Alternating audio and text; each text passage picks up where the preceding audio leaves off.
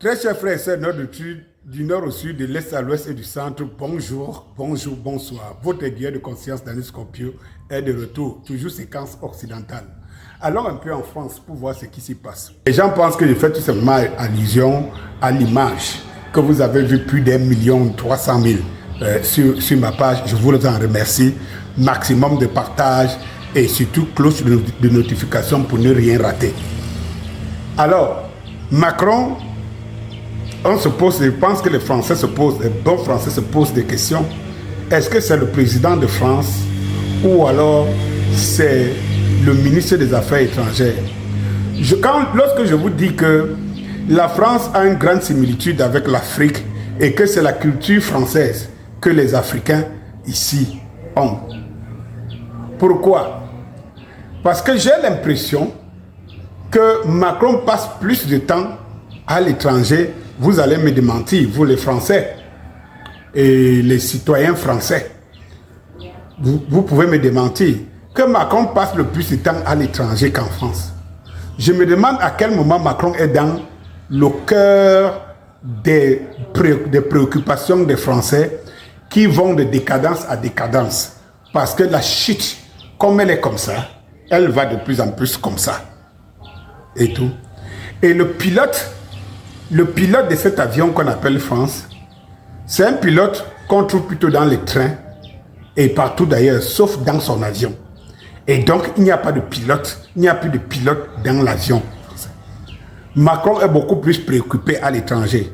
Et puis, il vit bien, ça se voit, ça se coule doucement même dans les trains. Ça vit, ça déchire. Lorsque nous savons ce qui attend les Français, là où ils sont maintenant et ce qui les attend, devant comme récession économique et tous les problèmes que vous connaissez. Et vous voyez qu'il est très bien à l'aise quand il est à l'extérieur. Il est entre les amis et tout. Et ça, sur le dos des contribuables français. Parce que ces multiples déplacements en account, ces multiples positions en accord que prend Macron, n'apportent à rien la France qui est en décadence économique ou en récession économique, au risque de me répéter. Quel est donc ce pays? Quel est ce président? Est-ce que les Français ont été inoptisés? Eh bien, on comprend maintenant la symbolique de Macron dans les temples de loge franc-maçonnique. On comprend. Et je ne sais pas si les Français ne se rendent pas compte qu'ils sont comme inoptisés et ils voient comment ils descendent en enfer et ils ne disent absolument rien. D'autres se contentent de se plaindre petit, là, d'être un peu plaintif. Mais votre président, il est où? Votre président, il est où? Je crois qu'en période de crise, parce que la France est en crise, tous les présidents, qu'ils soient sérieux ou pas, font souvent un chemin retour, qu'ils soient préoccupés par des choses de chez eux. Mais on a l'impression que la France va bien. Macron donne l'image à une France qui va bien, qui n'a même pas besoin d'un président, parce que tout roule sur les roulettes et chacun a sa place. Lorsque vous voyez l'attitude de Macron, je ne sais pas si vous pouvez faire une autre grille de lecture. Je ne sais pas si les Français font une grille de lecture. Il est partout, sauf en France. Et à Macron est collé l'étiquette de tout, sauf la France. Allez y comprendre quelque chose. Sauf la France. Si cet homme n'est pas la bête qu'on a envoyée pour détruire la France, alors je ne sais pas ce que les Français peuvent me dire d'autre. Et si c'est nous, Daniel Scorpio, comme effectivement on a l'habitude, moi particulièrement j'ai l'habitude de voir les choses avant qu'elles n'arrivent. Souvenez-vous de cette situation qui prévaut aujourd'hui en Ukraine. Je vous l'avais prédit en entame de la guerre.